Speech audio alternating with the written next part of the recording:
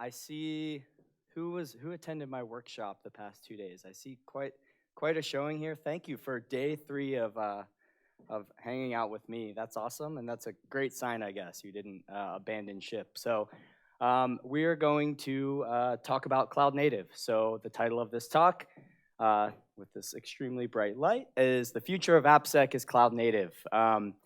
I have went through a slide transformation where all my backgrounds are open source photos, so they keep me entertained. Hopefully they're fun. My name is Jimmy. I'm actually strangely not affiliated with any company at this particular day. So it's just me, and I have some job changes coming up in the future that are pretty exciting, but for now, I'm here representing myself. I live in Arizona, the snowy, cold part of Arizona, so Flagstaff, so it's not hot. And this is my first NDC conference, so thank you very much for having me. This has been an amazing experience. I wish I could see more of it and not be working for 3 days, but I'm here today talking about cloud native. So first things first, the schedule for the next hour or so. We're going to talk AppSec, what it is, what it was, where we're going with it. I have traditionally been in application security roles, pen testing roles, red and blue and purple, all of these things over the years, so things are changing. Then we're going to talk about DevOps, how that introduced a small twist into what we know of as AppSec. Then kind of the meat of the talk is cloud native, right? Who here has heard of this word or phrase, cloud native? Who here is using cloud native tools and methodologies at their work? Maybe, or don't we know? I'm not sure if I am either, right? So we're gonna clear some things up. There's a lot of buzzwords flying around the industry right now, so I'm gonna try to stay away from those as well as commercial tools. And then we're gonna jam everything together into what we're gonna call Cloud Dev AppSec Ops Native, right? That's kind of what we're dealing with today. And if you follow me in any way, shape, or form, it wouldn't be a talk that I give without discussing Kubernetes. I can't get away from it. It's followed me for the past 4 years, and it's gonna follow us into this room. So we're gonna take kind of what we talked about and discuss how Kubernetes is kind of the poster child of cloud native, right? And how Kubernetes has embraced some of these concepts and how organizations can take kind of security tidbits as well as operational mindset when we move towards Kubernetes. And it wouldn't also be a talk that I give without talking about the downsides of some of these things. And I actually have a slide mentioning you, Erland, here with your Envoy CVE. So I didn't even realize that was going to happen today, but I think it's awesome. And then a take-home assignment, right? This is what you can do today to go kind of get a view of a 10,000-foot view of your, not just your cloud environment, but your entire organization, right? Because cloud native does not imply just technology. There's a lot more to it. So, does that sound okay? We have an hour. We'll hang out. Please interrupt me and ask questions as we go. This does not have to be extremely formal. We should have some fun. So let's start with AppSec, right? Who here does application security professionally? Me, sort of. Cool. Who here's a developer that just deals with security people every day, right? Cool. So application security, my very first job out of college 11 years ago was doing AppSec. Basically, I found an old web application firewall that we were paying a bunch of money to a vendor for that was abandoned and not in use, and I said, can I plug this in? And that was, I didn't know then, but that was AppSec engineering, right? So we've come a long way since the beginning of information security, especially AppSec, and I've been on that ride for a while and really have transitioned quite a bit into what we know of as infrastructure, cloud security, and there's a lot of blurry lines there. So traditionally, we had firewalls, right? And we purchased blinking boxes because vendors told us to, and we thought we were doing application security. Has anybody ever used a web application firewall, right? Have we had 100% success rate with web application firewalls? Probably not, right? But this was the early days of AppSec, right? And AppSec was just a flourishing industry. But we got more mature, right? We started pen testing. We've had formal methodologies. the OWASP Top 10 really gave us this kind of methodology or set of common risks to lean on very, very hard, unfortunately, throughout the years. And we started threat modeling, right? So the advent of application security engineering really started to take shape. And more today, modern AppSec programs look like this, right? We have bug bounty programs where we're telling others, hey, hack our stuff, we're gonna give you money, we're gonna triage it, and we have more sophisticated tooling, right? Cloud web application firewalls, we have formal application security engineers, training, things like that, and everyone's saying, do DevSecOps, right? Build a pipeline, do static analysis, do dynamic analysis, and that's kind of our AppSec program. So things really started to change when the world moved towards DevOps, right? So we even look back to the book, The Phoenix Project by Gene Kim and a couple of the folks at that time who were really pushing this, forget your silos, forget your development and operations and security living in their own worlds, and let's all work together. Security, as usual, was late to that game, right? And we're really only starting to talk now about what is DevSecOps, right? How can we all do this thing together?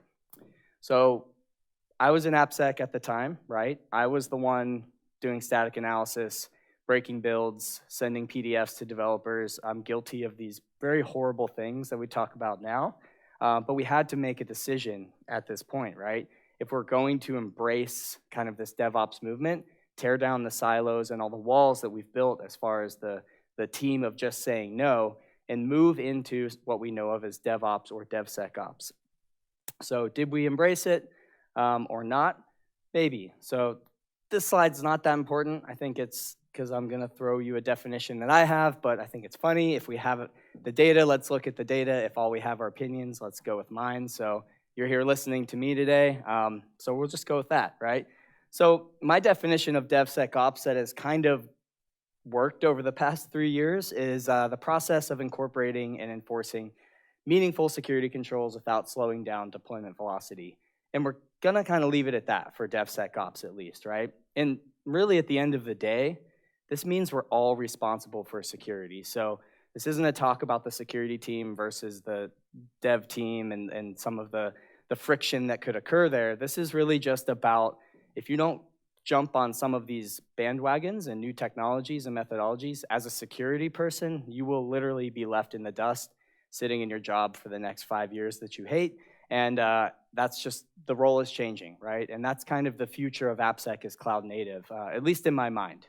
So cloud native, a lot of discussion about this, right? Not so much at this conference, but you go to some of the larger ones around the world, you will always have at least 3 DevSecOps talks and 3 or 4 cloud native talks, right? Who has a good definition of cloud native? I'm gonna make this interactive. I don't know if it's supposed to be, but I do a lot of training and that's what I'm used to. What's cloud native? You were in my class. Work with me. Plus I need water. Application or solution that is built,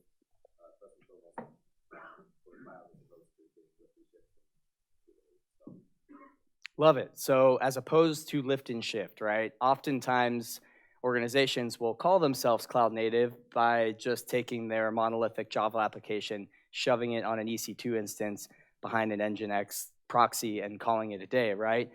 That's not cloud native, and that's actually not what we're talking about. Just because you're running things in AWS does not mean you're embracing cloud native principles, right?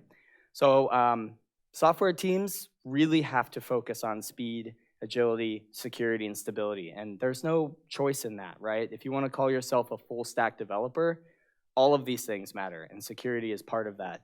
And yes, this is my future midlife crisis car, the E63, right? So I will have that someday, if my wife lets me. So cloud native is not technology. You can't buy it. You can't get it on open source GitHub. You can't just go pay a vendor for it. We're gonna definitely say that. And it's just not a set of tools, right? It's not service mesh. We'll leave that out as well.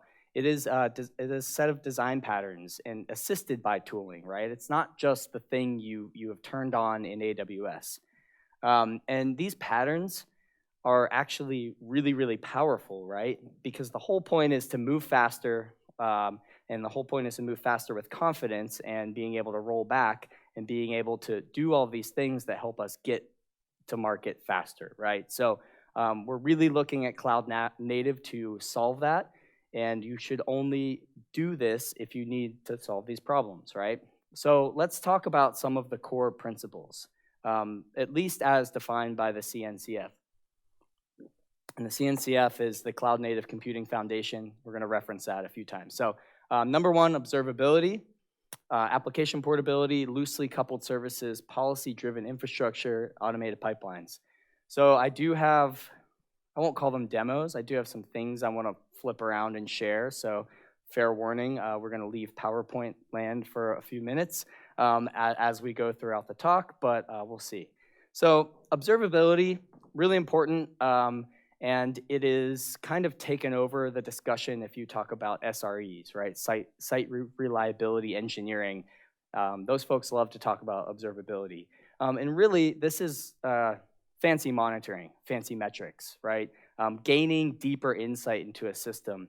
As we move towards things like containers, Kubernetes, serverless, functions, all of the things we associate with cloud native, our systems become fairly complex, right? So observability becomes really, really important to see what's happening for debugging purposes. And that can also be part of your security story, your security program, as we'll see. Portability, this is huge, right?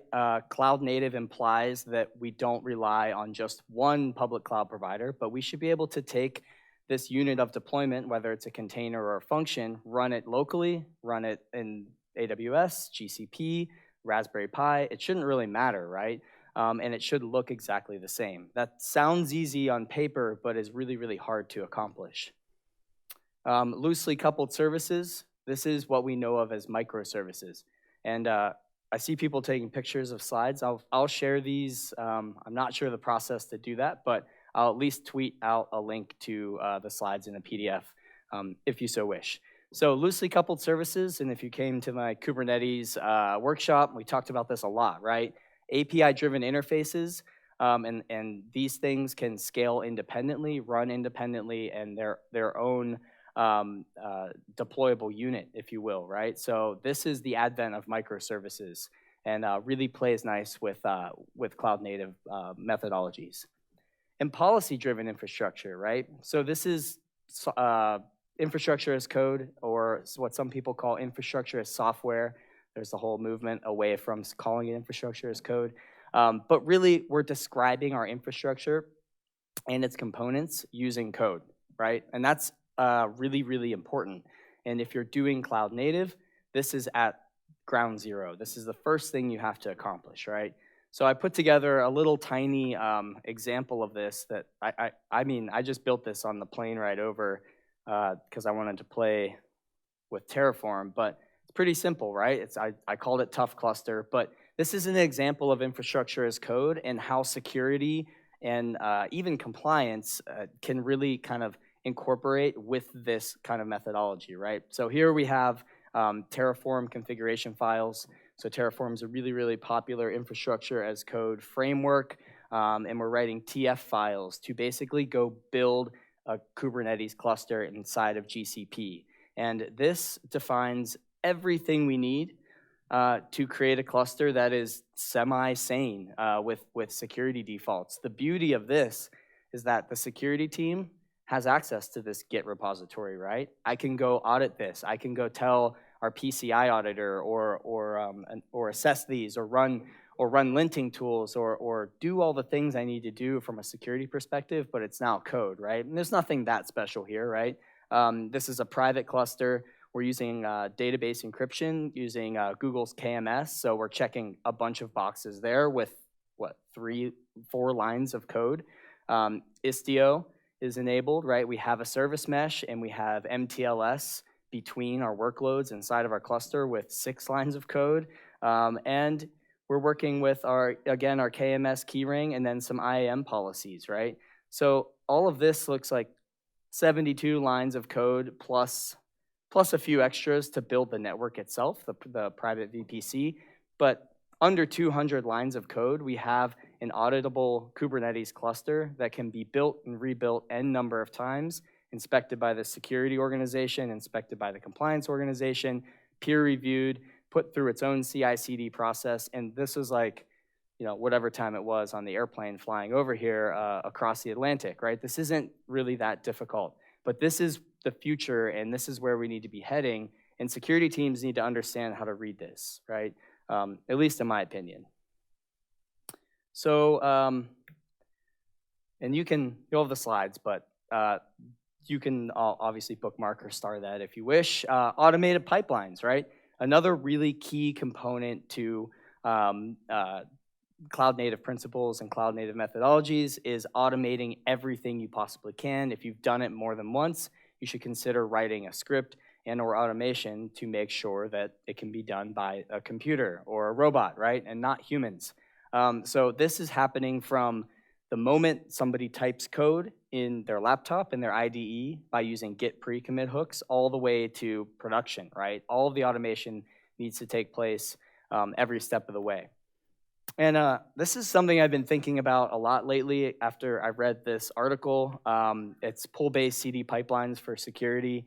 The link's right there, but there is this kind of, it might be legacy, but this is the way we've been doing things for a long time, where we have development and then a repo, CI/CD, Jenkins, Travis CI, or Circle CI is now responsible for pushing out manifests, applications, any sort of code change, including images to container registries. We've been operating in this push world for a really long time, where we've decided to give our build systems service count tokens, secrets, passwords, all sorts of really gnarly things that don't always bode well with throwing on the internet or putting on Jenkins. So there is this kind of movement towards going pull-based, right? And this is kind of an aside to the discussion of cloud native, just because it's on the top of my mind, where we actually have our CI/CD system sitting inside of Kubernetes, sitting inside of our cloud environment, and it can go reach out and pull your GitOps repo, right? So this is a really, really great article that's a little bit scary, right? And it should be, because of these things, right? Some of the issues that live with this push-based model, and here I am telling everybody to kind of go automate all the things, but think about what tools have access to your service count tokens and your secrets, right? So secret sprawl everywhere, network security concerns, right? You're now opening up your Kubernetes cluster, or et cetera, to this build system. And I don't trust Jenkins, right? Have we ever used Jenkins before? Remote code execution as a service. It's full of holes, full of issues, and we're storing deep, dark secrets in there, right? So access control is also a problem. So that's a little bit of an aside, but it's important. If I'm telling you to automate all the things, don't just throw everything in Jenkins and assume that push-based model is secure. So it's the combination of tools and patterns, right, that help you become cloud native. There is no final end state of like, this Friday I turned cloud native. That's not really a thing. So it's really just working towards these goals, right? And running virtual machines in a public cloud, that's not cloud native, right? That's just lift and shift. That's, you're using a public cloud infrastructure as a service, but it's not really the end goal. So I came across this recently. It was an interview done a few years back with Chris Nova and Justin Garrison as they were building or writing their book. It's called Cloud Native Design Patterns, something like that. It's an O'Reilly book, but I kind of like this description he had in this random interview. It says, cloud native infrastructure is about creating reliability out of chaos and useful abstractions for applications. It forces engineers to write applications that are controlled by software and expose the necessary operability hooks in the application instead of through typical infrastructure or human process. That's good, right? We're talking about abstractions from here on out, abstractions on top of abstractions. So in our Kubernetes kind of case study, you're gonna see everything is an abstraction. Everything's API driven. We're very rarely dealing with the underlying operating system mechanisms anymore. We're dealing with APIs now. So, and I like this kind of description. So this is the, if you've ever been to the CNCF webpage, this is actually probably like 6 months old, so it's out of date. But this is what the CNCF, the tools and projects and even companies that they are representing as part of the Cloud Native Computing Foundation. So, right, if we talk about cloud native tools, that's this, right? And this should be terrifying, right? Because this is literally the thing we're dealing with. So as much as I want to embrace cloud native, there is no way that we have had security eyes on all of this, right? There is no way possible that 75% of these might have just egregious CVEs. We have no idea, right? Things are getting better. The really popular projects have been tested lately. Kubernetes, Istio, and a few of others have had some more eyes, but this is the tool set we're dealing with, and this isn't even all of it, right? So it's very challenging for us as security engineers to take this and run with it and let people use whatever they want. So the future of AppSec is Cloud Dev AppSecOps native. I can't even say that, right? At the end of the day, your job description's changing, right? If you're a software developer and you know nothing or refuse to learn about cloud native technologies, even if it's just AWS, you're gonna become stagnant, right? That's really hard to come to terms with. And if your organization decides, I wanna go Kubernetes, and you say, I don't care, I just write code, you better learn what's going on under the hood, right? This changes how you write software. Same with security, right? Security traditionally now feels like it wasn't that hard. I could have just ran a couple scanners, did my thing, and kind of did my lightweight threat modeling and called it a day. But now I actually have to go read books and test things out and learn. So you should be changing your job description, even if your employer is not. I firmly believe that. And our illusion of control is pretty much gone, right?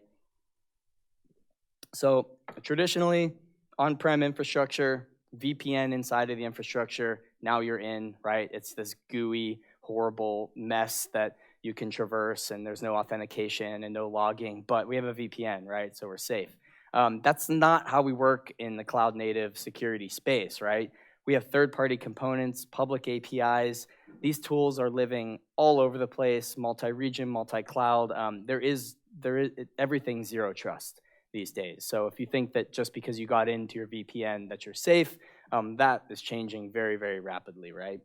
And one example of kind of one of my favorite bugs that kind of brings all this together, this came out a little while ago in 2018, but Shopify, somebody found a SSRF bug in one of their web properties, right? exchangemarketplace.com.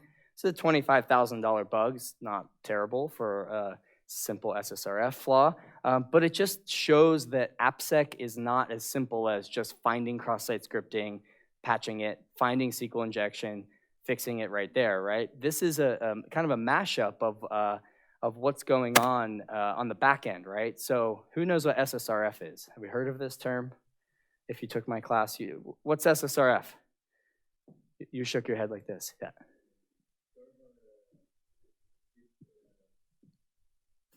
Server-side request forgery. That's the acronym definition, yes? Oh, cool. Well, I'll go over it in one sentence. It's forcing internal servers to make network calls, right? Basically, somebody went to this, was testing the Exchange Marketplace, and they were able to force the server, which is a container in this instance running in Kubernetes, to make an internal network call that could hit the AWS metadata endpoint. That metadata endpoint is a treasure trove at times of all sorts of information about your environment. They were able to steal some keys, do some bad things, and ultimately take over basically all of Shopify's AWS production account, right? So traditional AppSec people might just try to stop SSRF or maybe kind of understand what's going on, but the impacts downstream to the cloud provider in this case were huge, right? That blast radius exiting out of a container in a Kubernetes cluster to owning the entire AWS account is worth probably more than $25,000, right? That's just the maximum bounty, but that's to Shopify, which is a public company that makes tons and tons of money, that's $1 million bug, right? If you own their AWS account, you could do anything. So I never thought I'd quote Gartner in my life, but I did, and I don't regret it. It's okay. I like it. Through 2020, 80% of cloud breaches will be due to customer misconfiguration, mismanaged creds, or insider theft, not cloud provider vulnerabilities. So the fear of AWS getting hacked should not stop you from moving to the cloud. It's going to be your fault, right? It's not going to be AWS's fault. 9 times out of 10, you're going to leave an S3 bucket open. You're going to leave a Kubernetes management interface open. You're going to check something into GitHub that you shouldn't, right? So as much as I don't subscribe to Gartner too much, I agree with this wholeheartedly, right? It's all about misconfiguration from here on out when we move to the cloud. And another report I never thought I'd quote. A historic 424% jump in breaches related to misconfigured cloud infrastructure, largely due to human error. This is humans at a keyboard typing the wrong thing or not knowing what to type, right? If you came to my 2-day Kubernetes workshop, hopefully you exited it with, like, I didn't know some of this even existed, right? You don't know what you don't know. And it's not about blatantly ignoring security, it's just the complexity has become so great, right? And then my tweet, right? This was a prediction, and I think people took it too seriously, but that's okay. Cloud configuration overtakes phishing as top source of breach data. I agree with that as well. I mean, it's bold, but I think that cloud misconfiguration and our lack of understanding of what we're doing is going to be the source of mega breaches, right? Phishing is one thing, but misconfiguring an S3 bucket with 4.2 million records on it and opening that to the internet, that's a whole different ballgame. And then our friend Erland, right? CVE 2019, 9901. This is, and you talked about this at SecApp Dev last year, and I haven't stopped thinking about it because TLDR, I found a path traversal bug in Istio's authorization policy enforcement. So Istio is the hot new web service mesh. Everybody says use Istio, all your problems will be solved. Istio relies on Envoy proxy as a sidecar container running inside of Kubernetes. And we rely on Envoy to do a lot of security work for us, including authorization policy enforcement, right? So if we look at the bug itself, it is, not discounting you, this isn't like a 0-day kind of APT style bug, right? This is path traversal that we have literally figured out 15 years ago. I mean, this has been something that NGINX and other firewall style companies have just, I mean, this isn't a problem anymore. But now with the hot new cloud native technology, we can do this very advanced APT payload of ... And we can literally access protected URLs or protected paths. So this is insane to me that this is the tool we're relying on and telling everybody to put all their security eggs in this basket, and nobody else has submitted much since then. I think if we had more people like Erland looking at Envoy, we would find tons of more sophisticated bugs. So thank you for your contribution and making it to my slide. And I didn't even know you're going to be here, so that's good. Contractors AWS has 3 buckets, right? We've seen this. We know of this. Misconfigured data storage, especially in the term of S3, is going to continue to happen. We don't even need to talk about this anymore. It's just the reality we live in. So if we blindly adopt these patterns, like Envoy, right, and think nothing of it and just say, we're doing Envoy, we're doing security now we have a whole new class of vulnerabilities, right? And if we just forget about the ramifications of that, bad things can happen. But I do believe if we think about what we're turning on and think about the methodologies and architecture of our cloud native environment, we can move faster, right? AppSec can now be part of this DevOps movement, right? And we can start contributing. So number one, we get a few things out of the box by just using cloud native patterns, right? Visibility outside of security, observability, logging, metrics, tracing, monitoring, all those things, you kind of get them for free when you start adopting these service meshes and some of these cloud native technologies, right? Security teams should be excited about this. The more visibility we have as a security professional and the less I have to build and buy, and I could just piggyback on what's already turned on, that's great, right? I can have my own Grafana dashboard. The data is already there. I just need to start taking it in and doing things with it.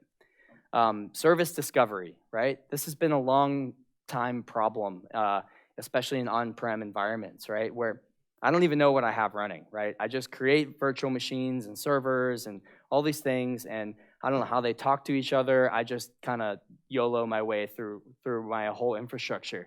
But service discovery is a first-class citizen in pretty much every cloud-native tool chain, right? Kubernetes especially. And when you use a public cloud, they have APIs for you to just go get a full asset inventory data dump, and that's really, really powerful for security.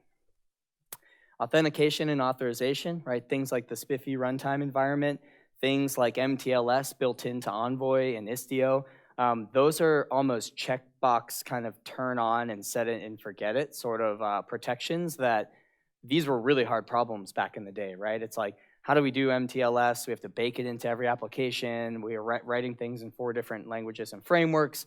But with this sidecar pattern and some of these new technologies coming out, we get this for free, basically, right? And every auditor and every security person, especially when you're strapped for budget and time and personnel, the more you can get for free, the better. The community I've found in this like cloud native space is actually really great. They're open to security people critiquing things, right? They're not this, it's a very different vibe than going to other security conferences. We'll leave it at that, right? So they're really pushing security forward. I don't have it listed here, but the CNCF sponsored a formal pen test and threat model of the Kubernetes project late last year. And it was welcomed with open arms, right? And it was this amazing thing. There's like 30 vulnerabilities they found. They're doing the same with other big projects as well. And at its core, cloud native is all about automation and the ability to recover. So if you have a security incident, you could take advantage of that too, right? If you understand how your build systems work to roll new objects out and roll them back and something happens, there you go, right? You're moving fast as a security organization. And then the platforms we choose themselves, they do a lot of really hard security work for us. I've worked at organizations that build their own data centers in a basement or rent out space. They're dealing with physical security, air conditioning, electrical, all these crazy things, and going to get your SOC 2 or some major compliance checkbox, like AWS, GCP, Azure, all are gonna have all those things that you need, right? And you can just leave that to the people who do it best, right? I love this tweet from Shania. I am seeing a quiet revolt against many security tools because they do not play nicely with modern dev practices, right? And I believe that, right? The security tooling industry is, scan the code, PDF report, do your thing, put a WAF in front of it, and those just, people don't want to hear it when they've already moved well beyond kind of our traditional SDLC. So, our friend Kubernetes, right? It is a big no-no to put ship pictures in your Kubernetes or Docker container talk, but I don't care because this picture actually reminded me a lot of Kubernetes. So, Kubernetes, if you're not familiar, container orchestrator, built to automate the scaling and orchestration deployment of containers. It is the clear winner in this space. If there was a race to the top of container orchestrators, Kubernetes pretty much won. And I use it as a case study because it embraces many of these cloud native patterns that we kind of just talked about, right? And it's been doing that since the very beginning. But at its core, Kubernetes is just Linux goop and Golang and a bunch of containers doing what they do to basically get your workloads up and running. It handles networking and all sorts of things. But we're not gonna, this isn't a Kubernetes intro talk per se. And this is an interesting take on it from an article on the New Stack introducing the hierarchy of needs and microservices. I found it interesting that Kubernetes took up all of this space, right? We have people, DevOps and anti-fragile DevOps, and then infrastructure as a service, but Kubernetes does a lot. We're putting a ton of concerns and throwing them all into this thing we're calling Kubernetes. Things like our health checks, deployment logging, secrets management, our control plane, all this crazy stuff. We've decided Kubernetes is the right fit for it. I'm I don't know if I agree, but it's where we're at right now. So who here thinks Kubernetes is secure by default? Hopefully nobody. Nothing's secure by default. So a few examples of the reason it's not. Old school, original Kubernetes issue. This is like made the news. I got phone calls. It was awesome in 2017. Tesla, the car manufacturer, somebody found this dashboard of Teslas sitting on the internet, and these things were in it, right? AWS S3 access key and secret access key. This dashboard had 0 authentication in front of it. So what somebody did is grab those keys, put them in their own AWS config file, authenticated to the Tesla AWS account, mined cryptocurrency, right? No one even knew what Kubernetes was, nor that Tesla was a user of this crazy thing. And everyone's like, wait, am I doing Kubernetes? Do I have this dashboard open? Help, right? It's like, I don't know what's going on here. So this was a really funny time. And then back to that SSRF attack, right? That was a hit against Kubernetes. And this is a kubelet certificate replay attack, which is pretty awesome and for a bit ahead of its time, to be honest. There weren't a lot of people doing this sort of thing, and basically the kubelet is a very privileged process in the Kubernetes ecosystem on each node, and if you steal its certificate, you can do really bad things, right?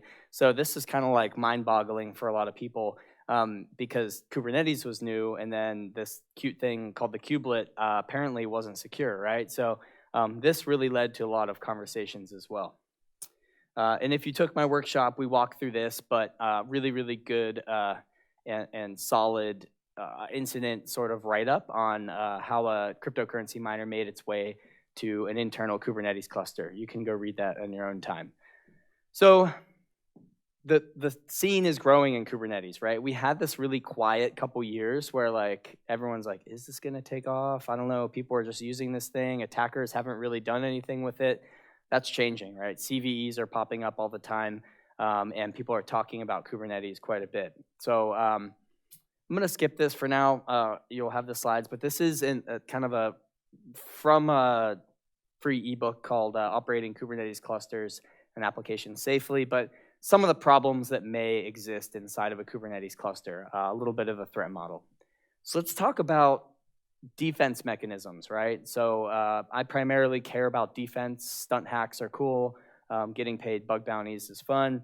But what can we do to stop kind of this craziness that's going on in Kubernetes, right? And like I said, Kubernetes is our cloud native.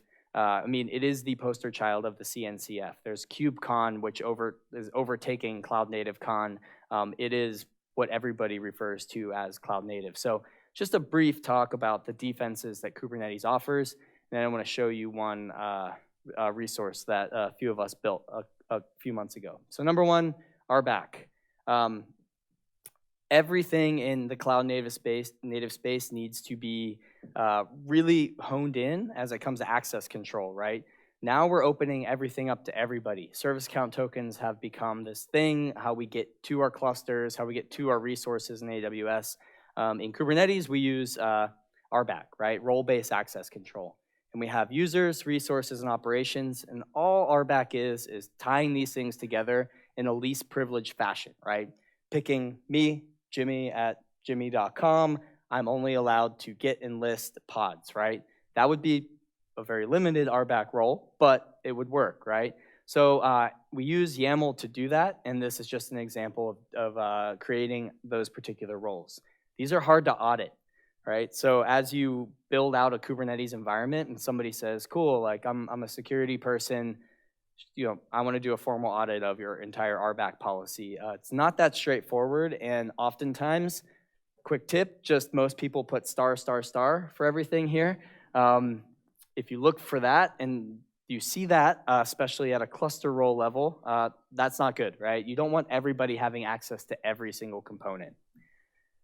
So a more fun topic is that containers themselves, right, the things we deploy onto Kubernetes, can do really bad things, as it turns out, right? They can run as root, they can mount sensitive volumes, and they can bind to specific ports, and they have this special thing called privilege mode. Has anybody used this before? Privilege mode? Does it sound like a defensive mechanism? Probably not, right? Privilege is usually something we want to stay away from. But it turns out Kubernetes doesn't care. It just supports it, right, out of the box. We need to implement something to stop this, right? We have two options we're going to discuss briefly, pod security policies as well as OPA, or Open Policy Agent.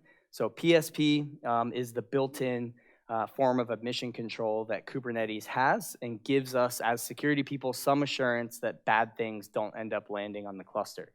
And they look like this, right? Pretty simple. This is a pod security policy called myPSP. And the main line to take away here is this privilege false, right? In the example of I don't want these privileged containers, which really aren't containers anymore, and we can talk about that after the talk. If you want to stop that, privilege false, pretty straightforward. And we have many, many other rules we can choose as well, including an allow list of volumes, right? So pod security policies, I've only had one customer in the past 2 years that actually used them, right? So, and I'm dealing with people who I thought would be doing better, but they're not, right? Because these are hard, right? And actually, people didn't even know they existed because it's not something that comes with Kubernetes. It's not something that people talk about. But you have to dive in deep and find this stuff and turn it on and figure out how to get it working in your own environments. So dynamic emission control, this is a really, really exciting area in Kubernetes, and this will let us intercept requests, incoming requests to our cluster, and do things with that request and mutate it, deny it, allow it, log it, whatever. So we have options such as, Kelsey Hightower made this little simple deny M validating admission webhook. So it will look at every single incoming request to the cluster and reject pods that use environment variables, if you so wish. Most of us have decided to move towards something like Open Policy Agent, or OPA. This is a basically cluster-wide configuration for your entire Kubernetes environment. It's really cool, and it is where the future is in this admission control kind of space. It is taking the place of pod security policies. And this is a form of admission control that we would use using, it's called OPA Gatekeeper. Gatekeeper is basically like a set of recipes for Open Policy Agent. And all it does is say, I only want images that come from trusted registries. I'm going to list my trusted image registries. Maybe it's Docker Hub, probably shouldn't be, but it's probably your internal container registry, and block all the other ones, right? And you do this with code. So the beauty of this is that nothing will get in once you turn this on, and you can actually go audit your cluster for offenders as well.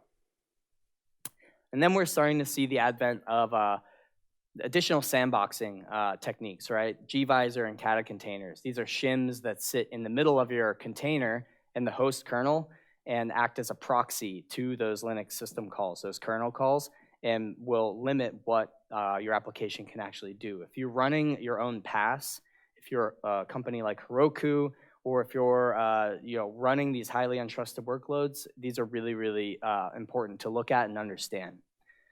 And then Kubernetes is just servers, right? Most of cloud-native things, at the end of the day, aren't serverless, right? As much as the industry wants to tell us, forget about servers, I haven't seen a place that is 100% functions as a service, unless somebody is at that spot. That's awesome. Just not really the reality.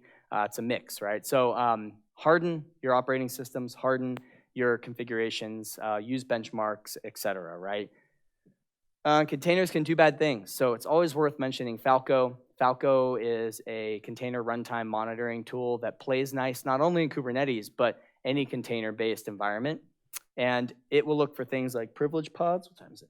A shell that runs in a container, which could be bad, outbound connections, not just to Elasticsearch, but anywhere, right? Egress traffic's a big deal.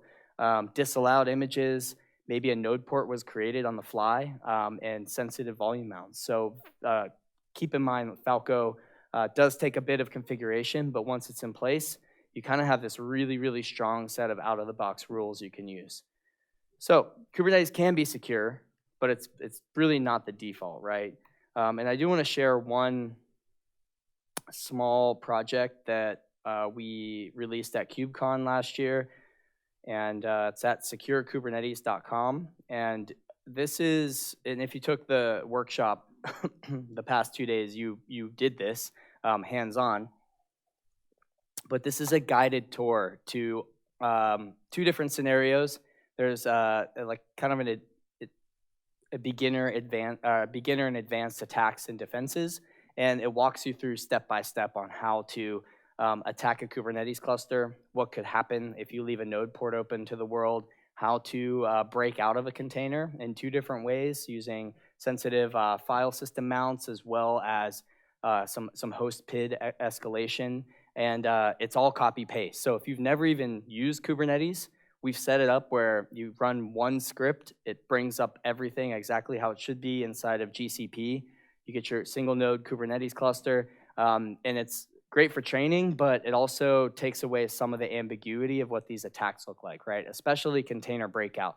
A lot of people, it doesn't click until attack 2, where you're like, oh, I'm root on the node in the cluster, not in the container anymore, right? And then things really start to pick up from there, right? Where it's like a web application vulnerability escalates to full cluster account compromise. So this, it wasn't just me. There was 4 of us, Brad Giesman, Peter, Benjamin, and Tabby Sable. They're awesome, and we put in way too many hours for this, and it's working really well. So check it out if you want to give yourself 3 hours to walk through it, 3 to 4 hours.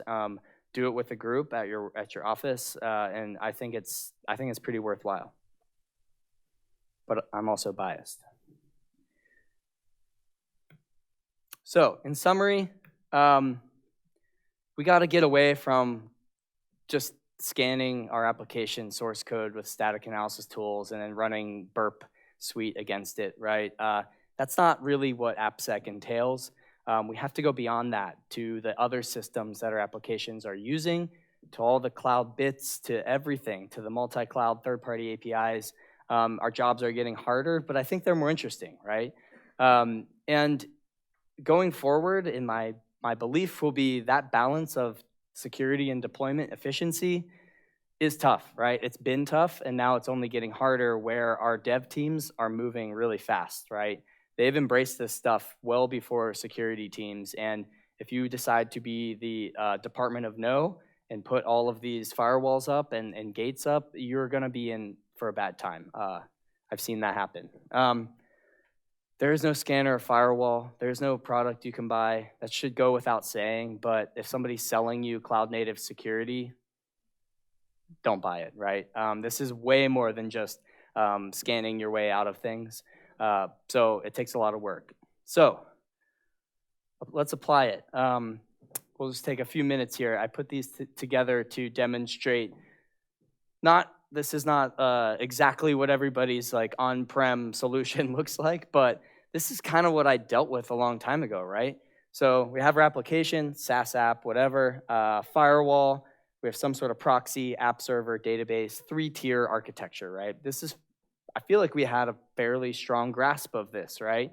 And AppSec in this day and age really was just about looking at the app server, right? And I kind of just cared about the source code, OWASP top 10 style vulnerabilities, SQL injection, maybe a little bit of the database configuration, a little bit of secrets management, but we had a VPN, you jumped on the VPN, you did what you do, right? And you got to work. So this compared to a very simple cloud, I would say this is more of a cloud native style architecture, right?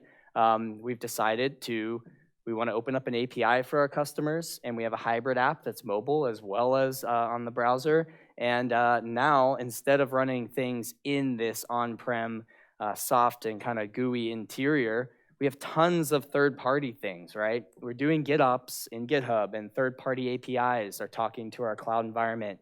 We have our CI/CD pipeline, tons of microservices, right? There's our Kubernetes cluster pulling from our registry. We're using a decoupled key vault, and we maybe have some cloud-based web application firewalls. Lambda functions out the wazoo, right? They're all over the place. And authentication, we'll just let AWS handle that, right? And then to layer everything on top of it, let's siphon all of our AWS data out of our environment and send it to commercial cloud security product, right? So this looks a lot different than this, right? Not that this is how this is overly simplistic, but these are the services that create what we know of as a cloud native architecture, right? They don't look or feel like our traditional virtual machine based or on-prem bare metal services because they're all APIs and they can come and go within seconds. They could live for days, weeks, months, but this right here, this EKS cluster, if you blew that up into another diagram, there'd be hundreds of more components to look at, right? And that starts to be very difficult from an AppSec perspective, right? When I look at this, I'm like, where does the application security, what do I own? I like have no idea, right? Do I just own this little WAF piece? Do I start looking at the API gateway? Do I only scan the code running inside the cluster? I don't know. Those questions are really difficult.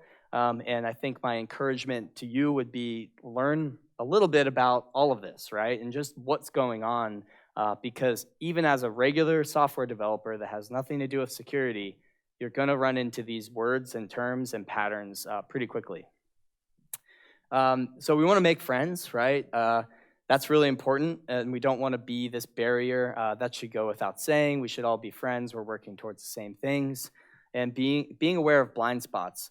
Kubernetes is one giant blind spot. If you haven't noticed, the more you know, it just feels like you just can't get to the end, right? There's just all of these things piled on top of one another, all of these different components, and these blind spots are going to be what eventually gets you owned, right?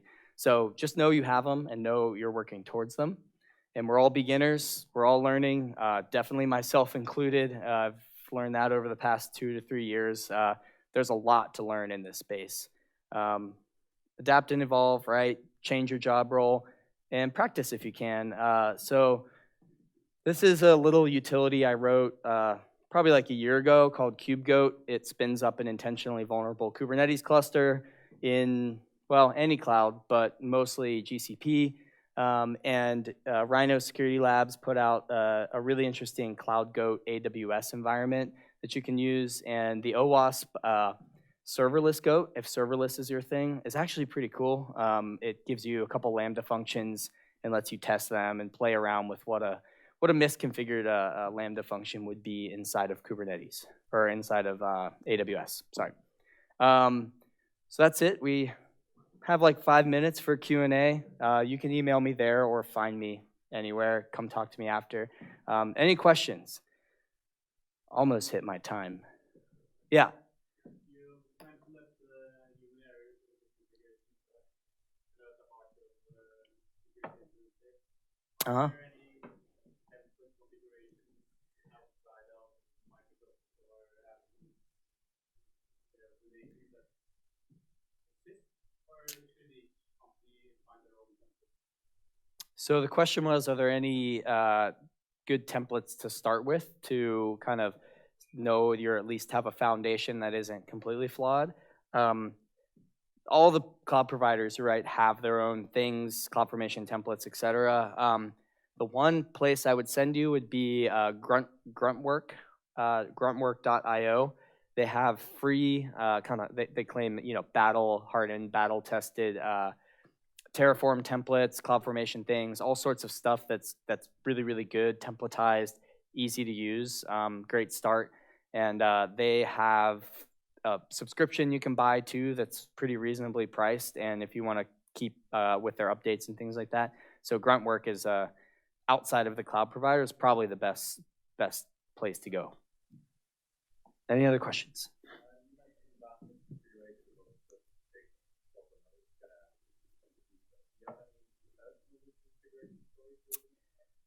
My